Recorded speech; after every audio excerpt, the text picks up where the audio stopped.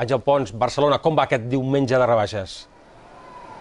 Doncs primer diumenge de rebaixes i únic diumenge de rebaixes, i la veritat és que l'afluència és bastant notable. En aquest centre comercial, per exemple, passaran avui entre 60 i 65.000 persones, i això si fa o no fa el mateix que l'any passat. La calor, doncs els comerços diuen que per una banda els beneficia perquè fan sortir més gent al carrer, però per l'altra els perjudica perquè han de competir amb la platja i aquí tenen les de perdre. Uns descomptes que arriben al 20, al 30, al 50%, en alguns casos fins i tot poden arribar fins al 70%, i que en el que més es compra, el que més s'està venent en aquests moments són roba i sabates, el que menys són tecnologia i mobiliari. Aquest diumenge també es tanca la primera setmana de rebaixes. La previsió és que en aquestes rebaixes la facturació patís una davallada del 10%, però de moment no està sent així, sinó que les xifres s'estan mantinguent més o menys com les de l'any passat, i això en bona part és gràcies als turistes que han compensat la baixada de vendes, la baixada de compres més aviat de la gent d'aquí.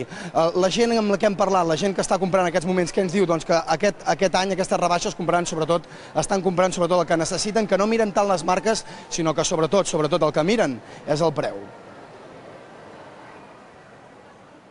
He esperat que vinguessin les rebaixes per comprar per les vacances, i ara m'he comprat de tot per anar a vacances. Roba que sigui necessària, sobretot per l'estiu, i bueno, això és bàsicament el que comprem.